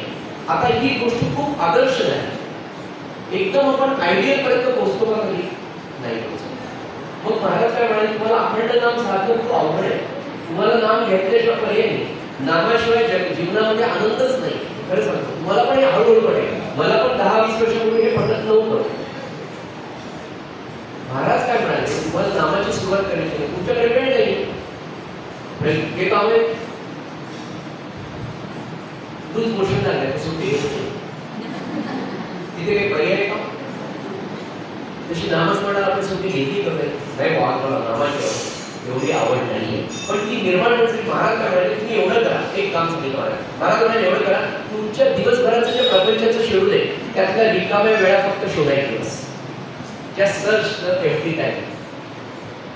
आता रिकामा वेळ म्हटलं तुम्हाला चौकशी आणि चहा दिला चौकशी चहा होते पण तुम्ही काय करता होऊ शकता. आणि सगळ्यात मोठी गोष्ट की तुम्हाला बघा तर किचन मध्ये उभं राहावं लागतं. 1-1.5 तास कसाही किचन मध्ये जरी पुणेवाली असतील तरी पण सगळं तिला तयार करून मग ती आराम करणार तेवढ्यासाठी आपण पैसे देतो असं तो विषय. तर ते करत असताना जर आपण नाम घेतलं ती पूर्ण पोळी म्हणा किंवा ते कुकर काय सगळं करत असताना तो सगळा स्वयंपाक तिच्या दिव्य नावाने मिळेल आणि ते अन्न जे कोणी ग्रहण करतील त्यांना नावाने. गाडीवरचा वेळ थांबवायला सांगा कारण बसची अवस्था तर फार वेगळीच होती. मला सांगा, तुम्ही गेले वॉशरूमला, तिथे तुमचा दैव गेला म्हणजे तुम्ही संपले. तुम्हाला माहिती आहे का, आयुष्याचा भरोसा नाही. म्हणून शक्य तितक्या बरे आणि तळमळे काही यांनी विचारले किंवा आम्ही त्या अडचणीचे विचारतात, 26 दिवस इतकं काम घ्या की 4 दिवस ते आपोआप सुरू राहायला पाहिजे न आपली पाहिजे. म्हणून रिकाम्या वेळात घेतलेलं नाम, गाडीवरचं नाम, अहो खसखसीचा दाना किती लहान असतं. खसखसीचा दाना असं तुम्ही फेकून द्या, त्याला पाणी घालू नका, पहिला पाऊस येतो त्या खसखसीला सुद्धा अनुभव. ती खसखस जर वाया जात नाही तर या 6 फुटाच्या देहाने घेतलेलं भगवंताचं दिव्य नाम कसंही घेतलं तर वाया जाईल, कधीच वाया जाणार.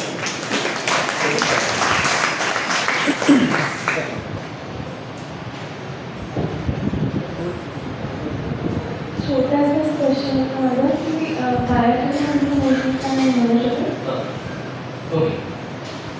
माझ्या वाचनात आलेलं मला जे काही पोरा मोठ्यांकडनं ज्या मिळालं त्याच्यामध्ये मला असं सांगितलंय की मूळ स्त्री आणि पुरुषाची निर्मिती जेव्हा प्रकृतीने गेली तेव्हा शरीर निर्माण करत असताना 24 तत्वांपासून पुरुषाचं शरीर निर्माण झालं आणि 22 तत्वांपासून स्त्रीचं शरीर तयार झालं. तिच्याकडे सृजनशीलता आणि निर्मितीचं काम असल्यामुळे 2 त्यातले कमी गेले आणि 2 इकडे ऍडिशनल केले. ते कोणते केले ते नंतर विषय एखाद्याची तो विस्तारायचा आहे.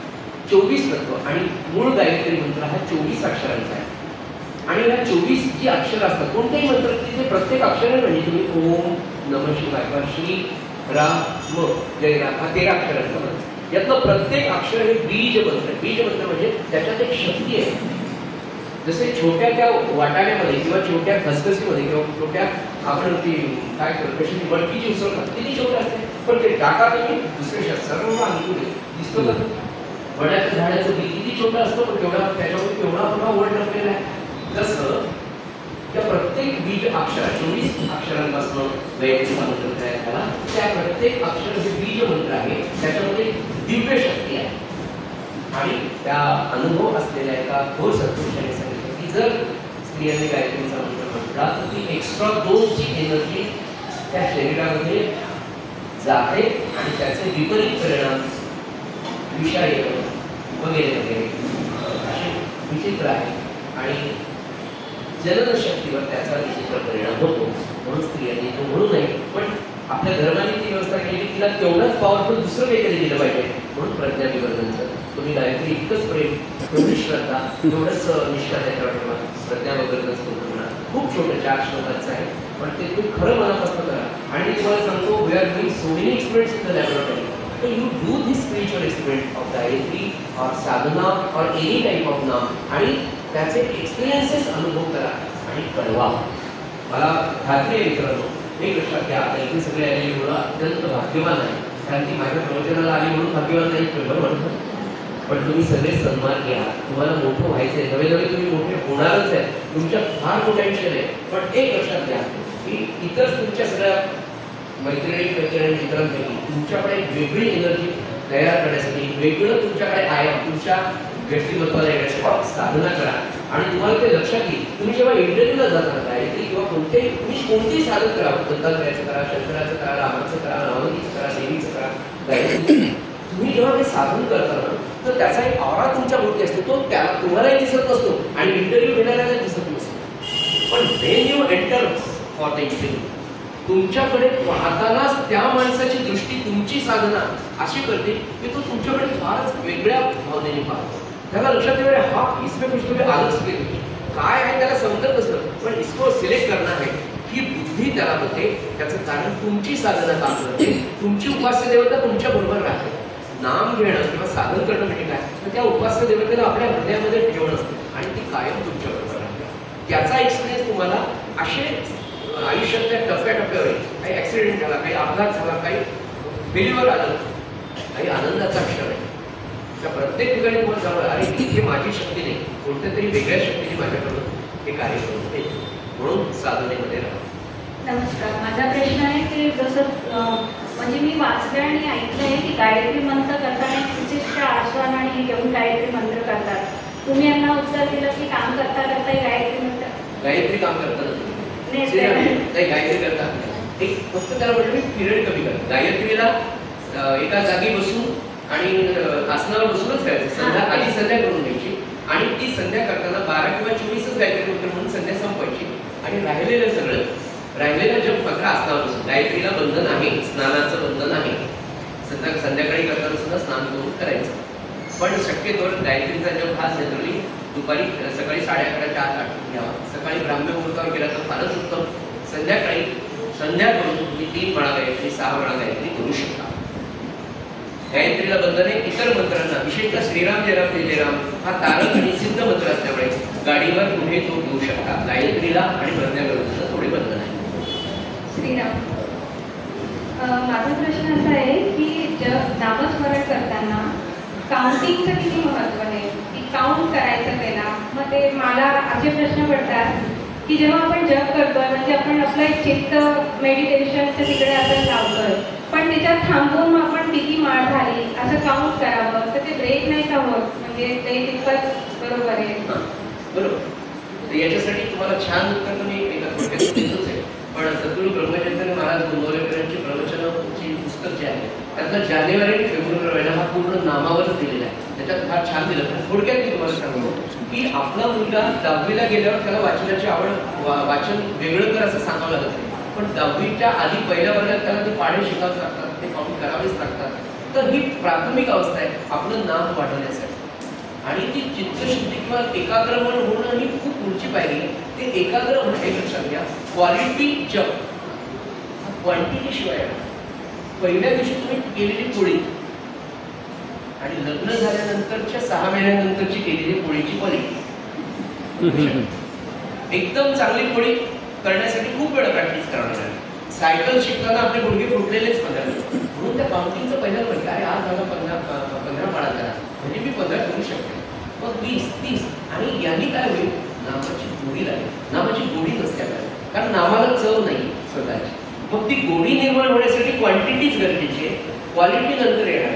तुमचा प्रश्न आहे की क्वालिटी जब कधी होणार आहे, तर क्वांटिटी मेक्स द क्वालिटी.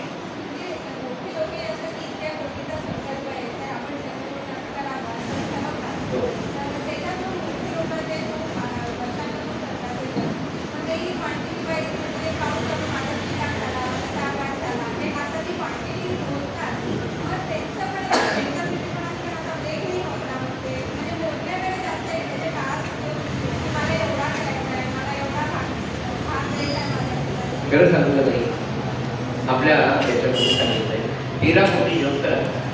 तर या 13 कोटी जपामध्ये सगळ्यात महत्त्वाचं काय माहिती का, 13 कोटी जप होण्याची तळमळ, नामाची तळमळ महत्त्वाची. आणि फॉर दॅट तळमळ 13 कोटी आकडा घेते, पण तो आवश्यक आहे. मला विचारायचं होतं की तुम्ही परवा माझी मम्मा आली होती तर तुमच्या मागच्या अध्यायामध्ये तुम्ही सांगितलं होतं की आध्यात्मिक रामायण वाचावी, अध्यात्म रामायण वाचावी. तर तशीच अध्यात्म महाभारत पण आहे? नाही, अध्यात्म रामायण आहे. अध्यात्म महाभारत माझ्या तरी ऐकलं नाही.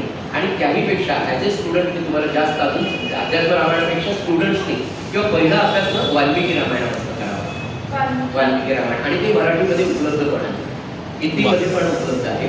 गीता प्रेस गोरखपूरमध्ये तुम्हाला हे मिळते आणि ते तुम्ही छान वाचा. त्याच्यामध्ये जास्त वास्तविक रामायण आहे.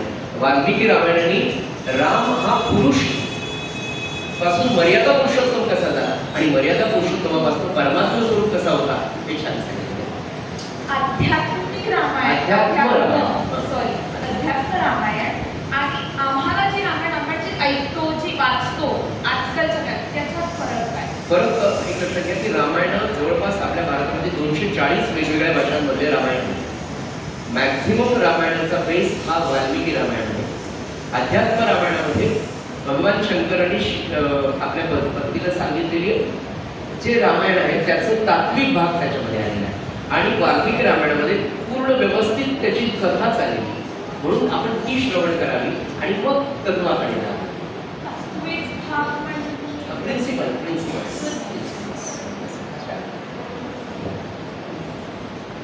स्पिरिच्युअल प्रिन्सिपल सांगतो.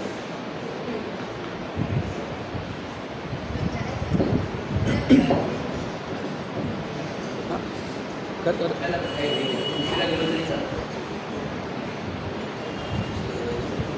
माझा असा प्रश्न आहे की नाम हे कायमामध्ये आणि जागा हे महत्त्व आहे हे माहिती आहे, पण कधी आपण जर बाहेर वगैरे गेलो, आपण रोज घरी असताना तर ते आपण पाळतो, पण बाहेर वगैरे गेलो तर त्याला काही बंधन नाही, तर त्याची काही असं नाही. आपला जो हा जग आहे, श्रीराम जय राम जय जय राम किंवा रामकृष्ण हरी म्हणा, ओम नमः शिवाय, हे जे सगळे जग आहे, गायत्री सोडून गायत्रीला फक्त बंधन आहे, बाकीच्या जगांना अशी बंधनं नाही. आणि दुसरी काय की आपण अखंड आपल्या अभ्यासासाठी हे करतोय. बाहेर सृष्टीमध्ये काय आहे आपण सृष्टीमध्ये नाही, आपण आपल्या 4 घरापुरता धर्म पाळायचा. बाकी फार चौकशी आपण कुठे करू नये, भाऊ तुम्ही सोहळ्यात आहात का ओवळ्यात आहात. नमस्कार. मला हे विचारायचं आहे की मुलांचा युजली असं की कॉन्सन्ट्रेशन होत नाही, जसं मॅथ्स थोडं कठीण पडतं, तर कॉन्सन्ट्रेशनसाठी काय करावं, पहिला प्रश्न. आणि दुसरा असा की मुलांना सांगितलं आहे मी जप करा, पण मग झोपायच्या आधी 2 माळा असं त्यांना सांगितलं आहे, तर त्याचा कितपत फायदा होऊ शकतो की झोपायच्या वेळेला अगदी कंटाळा येतो, तसा तसा तो जप करतात, तर त्याचा काही फरक पडतो का? निश्चित फरक पडतो. नामाचा उपयोग झाला नाही असं कधीच होत नाही. पहिली गोष्ट, नामस्मरणाचा उपयोग झाला नाही असं होणारच नाही, तर ते त्यांनी केव्हाही घेऊ शकता. पण त्याच्यासाठी जर तुम्ही म्हटलं तुम्हाला की तुम्ही ड्रायफ्रुट्सचे लाडू करून ठेवले आणि ते संध्याकाळी झोपताना दिले, त्याच्यावेळी सकाळी उठल्यानंतर त्यांनी व्यायाम केल्यानंतर त्याला खायला दिले तर थोडासा उपयोग जास्त होईल. पण संध्याकाळी खाल्लेल्या काही वाया जाणार नाही. नंबर 2, तुम्ही ते कॉन्सन्ट्रेशनचं म्हणत नाही. कॉन्सन्ट्रेशनसाठी खरं सांगतो तुम्हाला की मुलांना एका आध्यात्मिक नामस्मरणाची गरजच आहे. बेस्ट गायत्री तुम्ही त्याला, मी म्हटलं तुम्ही त्याला जसं होमवर्कसाठी कंपल्सरी करता नाही, हे तुझं झालंच पाहिजे, तसं तुम्ही त्याला संध्या आणि गायत्रीच्या जपाला कंपल्सरी बसवा, प्रेमाने बसवा. मला नाही हे काय तुला आज हे नको, तुला वाटेल काय पाहिजे मी देतो, पण संध्या आणि गायत्रीच्या 3 माळा 1 माळ झालीच पाहिजे. त्याला 3 माळा 40 दिवस करून द्या आणि प्रामाणिकपणे 40व्या दिवशी मला फोन करा आणि त्याला विचारून करा की बाबा तुला मॅथमॅटिक्सची ग्रास्पिंग कशी वाटते. Not only mathematics, science and other subjects also. Concentration नाही, ग्रास्पिंग, कॉन्सन्ट्रेशन, इनोव्हेशन पर्यंत जातं. अहो हा वेदस नावाचा मुलगा काय सांगतो मला का गरबडीत कसा सामान्य, पण गायत्री त्याला पडलेलं कर. असे कितीतरी उदाहरण, म्हणजे एकच मी तुम्हाला सांगितलं, खूप उदाहरण. आणि हे करणं आपल्याला आईबाबांना मी सांगतो, आईबाबांना याच्यासाठी रिक्वेस्ट केली की आपण मुलासमोर एक काहीतरी आदर्श ठेवला पाहिजे. आदर्श म्हणजे आपलं आचरण, आपली रोजची देवपूजा म्हणा ते फार मॅटर करतं. आपल्या घरातलं धार्मिक वातावरण हे आपल्या पुढच्या जनरेशनला सर्व दृष्टीने स्ट्रॉंग करणार असतं. त्याच्यासाठी आईबाबांनी कष्ट केलेच पाहिजे. रोजचा आपल्या घरात अखंड लग्न व्हायलाच पाहिजे. देवपूजा बाबांनीच केली पाहिजे, आईने नाही. कारण आईला स्वयंपाक करायचा नाही, तर मग बाबांनी स्वयंपाक करावा आईने. कशाला इंदोरला आले हे मुळे, कशाला मुली बोलू असं होतं का? दुसरा मला तसं विचारायचं होतं की जसं आता मुलं अभ्यास नाही करत त्याला आपण सांगतो, पण तो नाही तरी ऐकत नाही. आता आपलं तर आजच होती हा आपला ऐकत नाही आहे. मग मला नंतर वाटतं की जाऊ द्या, आता सांगूच ना घरापेक्षा 2 दिवस बोलतच नाही की जाऊ द्या. पण दुसऱ्या दिवशी परत असं वाटतं आता जीव वरती तो हा स्वतःहून तर करतच नाही. या माझं काही चुकतं आहे की मी काही त्याला दुसरी म्हणजे मला सांगण्यामध्ये काही सिस्टम होती आहे, मला कसं सांगायला पाहिजे, मी त्याला कसं सांगायला पाहिजे की तू अभ्यास कर, तुझं चांगलं होणार. मी म्हणते त्याला, पण यावर माझं काही चुकतं आहे, माझं आईची काही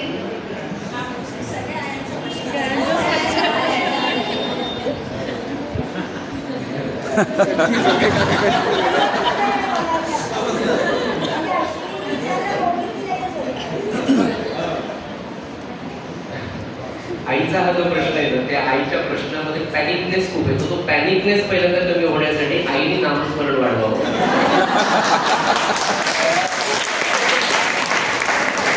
आणि आपल्या सगळ्यांना रामकृष्ण परमहंसांची गोष्ट माहिती की एक आई म्हणजे की हा काय सांगा म्हणजे हा रोज खूप गुळ खातो म्हणाले, तेव्हा गुळ खायचं साखर नव्हतं. तर तो आई म्हणाले की अहो रामकृष्ण परमहंसाकडे हा माझा मुलगा ऐकत नाही, खूप गुळ खातो, काय करू?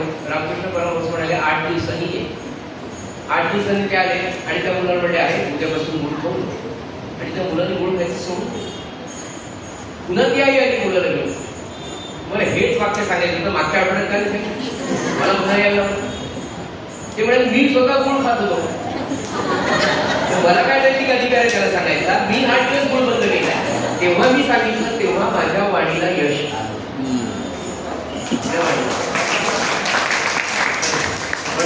पण मुलांना हे आईचं होमवर्क आहे. आपण आईचं ऐकलं पाहिजे. कारण मी पुन्हा सांगतो तुम्हाला की जगामध्ये आता माझी आई नाही, एवढं मला तिची जास्त किंमत कळली.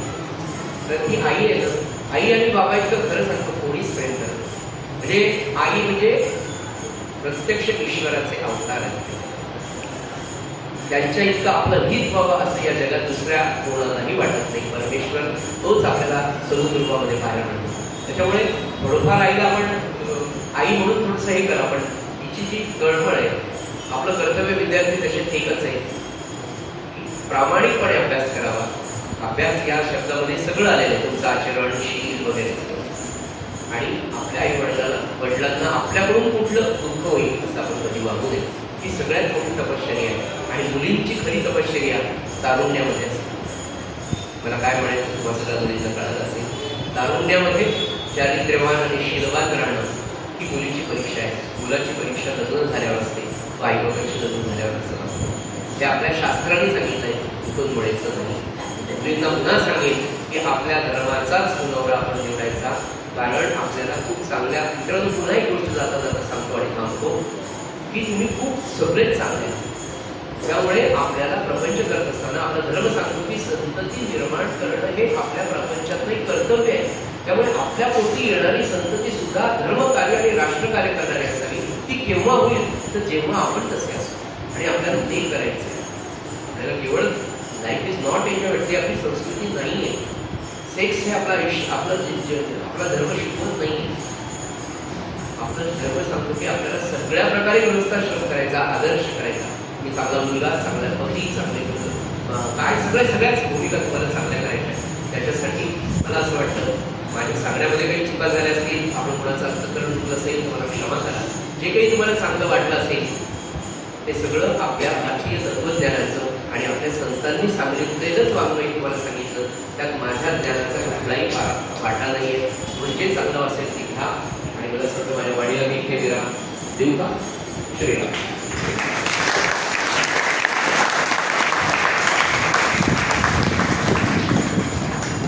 तुमच्या कार्यक्रमाच्या सुरुवातीला बोर्ड ऑफ सायन्ससाठी केला होता. आपण सर्वांनी काकांचे उद्बोधन ऐकले, प्रश्न उत्तर ऐकले. मला खात्री आहे सर्व विद्यार्थ्यांना आणि पेरेंट्सला सगळ्यांनाच ते नक्कीच उपयोगी पडणार आहे. पण आज थोडा वेळ कमी पडला असं वाटतं आहे. पण आपण पुन्हा असंच कधी भेटू, नक्कीच भेटू आणि नवीन विषयांना काकांशी पुन्हा चर्चा करू. धन्यवाद.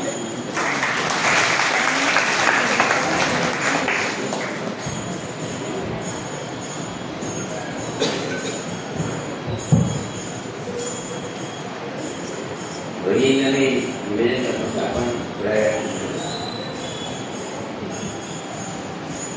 आपला प्रत्येक तिथे आलेला जवळजवळ सगळ्यांना माहिती आहे की हा 5 दिवसाचा उत्सव आहे. त्याचा आज शेवटचा दिवस. आपल्या उत्सवाचं समापन झालेलं आहे. महाप्रसाद सगळ्यांनी घेतलेला आहे आणि भरपूर जप झालेला आहे. अशा वातावरणामध्ये हा सगळं कारण कारणीभूत मुकुंदाला आणि तो वहिनी यांच्यामुळे हे सगळं सफल झालेलं आहे. आपला एक अशी परंपरा आहे की जेव्हा पण आपल्याकडे अतिथी येतो तेव्हा आपण त्यांचं स्वागत करतो. ह्यांना हे काकासारखे म्हणजे तुमच्या कुटुंबात आहे, तुमच्या परिवारात आहे. पण जरी आहेत ते काका, तर काकांचा परिचय झाल्यानंतर काकांचं स्वागत करण्याचं आम्हाला सगळ्यांना कर्तव्य आहे. तर त्यांनी आमच्या काही भेट स्वीकार करावी. मी अमृता नम्र आणि ललित नम्र याचे ओम नम्र यांना निवेदन करतो की आपण ते यावं आणि दादाचं आंदोलन स्वागत.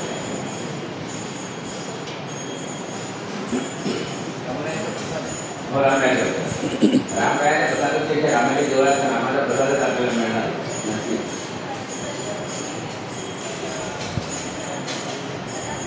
रघुपती राघव राजा राम,